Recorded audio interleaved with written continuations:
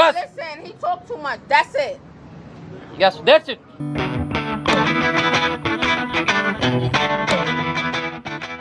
Yes, yes, I'm saying. ये भी देखे, यही मेरी बात की तारीफ कर रही है. Listen.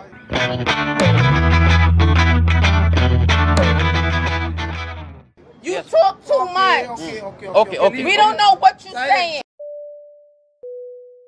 An American woman has gone viral for refusing to leave Pakistan after her plans to marry a 19-year-old she met online fell through. 33-year-old Onija Andrew Robinson traveled to Pakistan in October, hoping to marry Nidal Ahmed Mamoon, but his family ghosted her. Her tourist visa has now expired, but Robinson's refusing to go home, claiming she needs $100,000 to rebuild the country and has demanded $20,000 in cash by the end of this week. The Pakistani government has now placed Robinson in a psychiatry department for a mental health examination. Her son has also labeled her mentally unstable amid his own efforts to bring her.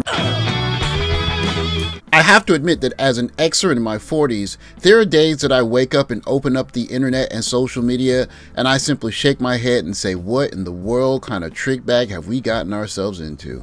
My name is Onija Robinson. I would like for you guys to book my ticket back to New York. Money is short right now and I would appreciate it. Thank you.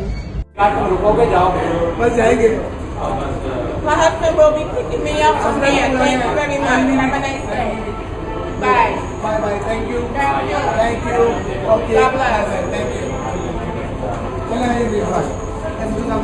you. It's very easy to underestimate the impact that American culture has had on the rest of the world until you look at a simple picture like this where this young lady is doing something in Pakistan. I'm not exactly sure what.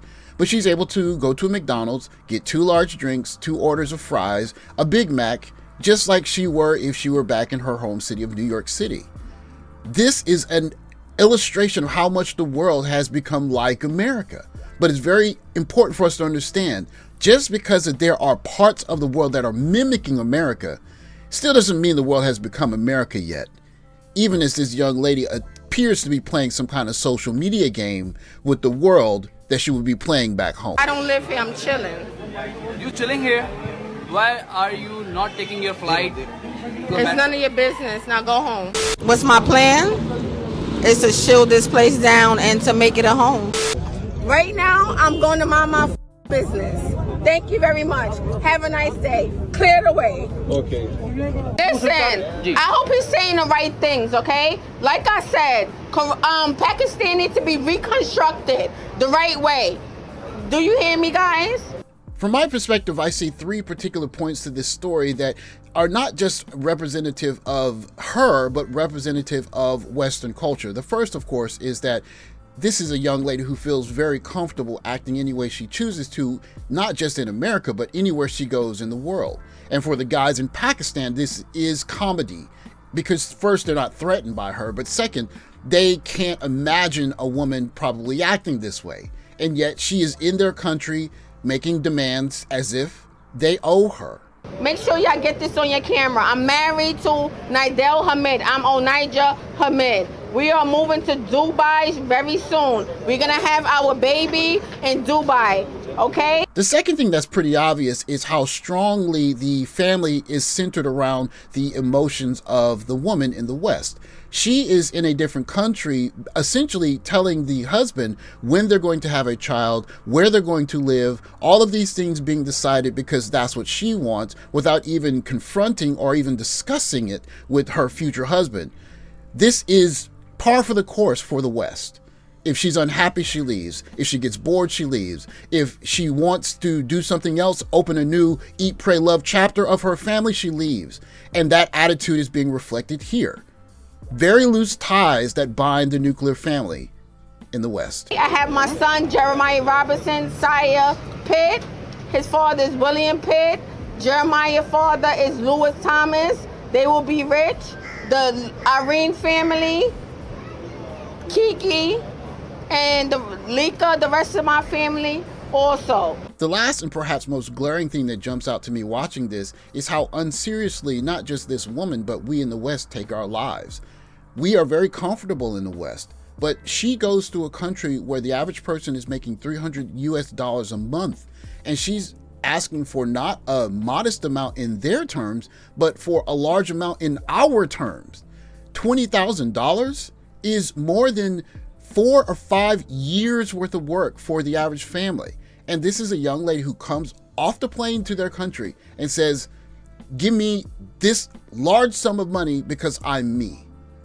That's right, we don't take our lives very seriously because our lives are still relatively easy compared to everyone else. Please understand, this city will be reconstructed. It will be fixed up right away. I'm asking the government for $100K in my pockets so I could do real estate. My husband will own it in Karachi. We will not live here, but we will get this job done right away. I'm asking for $20K right away in my pockets at the end of this week. That's all, folks, for today. That's it. He have nothing else to say. Goodbye. Assalamu alaikum. Walaikum assalam. Thank you. My dear American Listen, sister. I'm from Pakistan. Respect to the law. Okay. Respect for the law. Okay. Respect to Allah. And Okay. respect to God. Do you hear me? I'm not talking unless y'all giving me land and 2,000 or more every week. You hear me? Okay. I'm getting my Pakistani passport and Pakistani ID. You have Pakistani ID? I'm getting it. Do y'all agree? Nidal I'm not Ahmed, even agree. your friend? Mind your business. Nidal I'm not Ahmed, even agree. your friend? Mind your business. Mind your business. Mind your business. Right now, I'm going to mind my business. Thank you very much. Have a nice day. Clear the way. The American woman that refuses to leave Pakistan because she cannot marry the teenage boy she met online, yet somehow became an international celebrity, has taught me that confidence, audacity, and just a little bit of delusion goes a long way. I'm not going to deride this particular content creator too hard because she is relatively fair in calling balls and strikes. She does use the word sit-in and she's almost championing her obstinance. But if you look at a good number of content creators, particularly black women, speaking on this situation, they are celebrating this young lady's behavior. And I think that's dangerous. And it's dangerous for several reasons. One of them, of course, is simply she is breaking social norms, if not the law, in a way that may not be cute to everybody. And she is getting a level of grace that, quite simply put, black men can't even fathom. And yet, still, it remains entertainment. It all started when 33-year-old Onijah Andrew Robinson flew to Karachi, Pakistan last October with a mission to marry a 19-year-old boy she met online. The boy's family did not approve of him getting married to Onijah. However, one thing about this lady is that she does not accept no for an answer, because even after the boy's family left their house and left it vacant, she staged a sit-in and just sat outside of his home, wandered around, I guess waiting on the family to come back, but I guess they never did. She was stranded there for several days with her tourist visa expiring in the process, and at that point she was just wandering around Karachi with no place to go. However, eventually her story was picked up by the local news and people did raise money for her to go back home, but she refuses to do that. In fact, now she's made it her mission to fix up Pakistan. What are you doing here? Listen, Yes. What are you doing here? I don't live here. I'm chilling. You chilling here? Why are you not taking your flight? To It's America? none of your business. Now go home. I hope he's saying the right things, okay? Like I said, Pakistan needs to be reconstructed the right way. The right Do you hear me, guys? Make sure y'all get this on your camera. I'm married to Nidal Hamid. I'm Onijah Hamid. We are moving to Dubai very soon. We're going to have our baby in Dubai. Our plan is to reconstruct this whole country, okay? Mm-hmm. I'm asking for $100K or more. 100 I need $20K by this week, by this week, okay? In my pocket. in her pocket. In cash, Cash. okay? That's a demand to the government. The government is going to fix up these buildings, fix up the streets, On the double. and clean up these streets. It's ridiculous out here. I do not like it. Here, Go home, buddy. take it.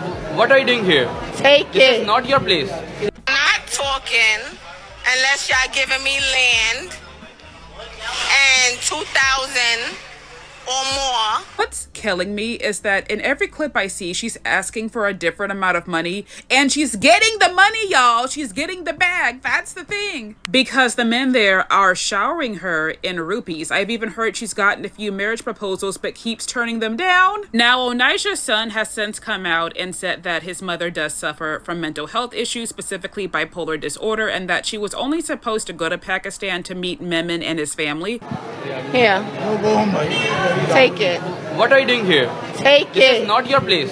At the end of this TikTok, what I found troubling is that the young lady referred to the fact that she's being showered with gifts and rupees and that she has a variety of male suitors, and it is almost as if there's something to be celebrated here.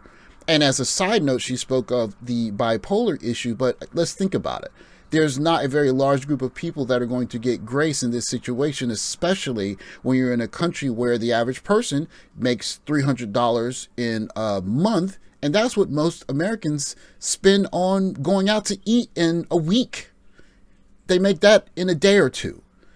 And yet someone from America is going to their country saying, I'm going to fix your country up because it's not quite to my liking. And by the way, I'm claiming a man who was raised by parents who are looking to marry their son into a family that is onerous and noteworthy. And instead of respecting that, it's just, nope, I'm here because I'm here to collect on what I'm owed and y'all supposed to give me something. That's a very dangerous game to play for American women. Because remember, you're going somewhere where men have worked very hard to create what they have created. It may not be to your liking, but it's their country. And this is a very dangerous game to play, not just for that reason, but because those women don't want to see their women turned into this. Delusional, unrespecting of family and boundaries, and essentially saying that the country that you've built here is not good enough for us, and you need to fix it, or I'm going to find a way to not just fix it myself, but dishonor you in the process. Be careful, American women, when you're going overseas, because all of these games aren't games. And when you get to other people's countries, remember, sometimes it's a game to you, and it's real life to them.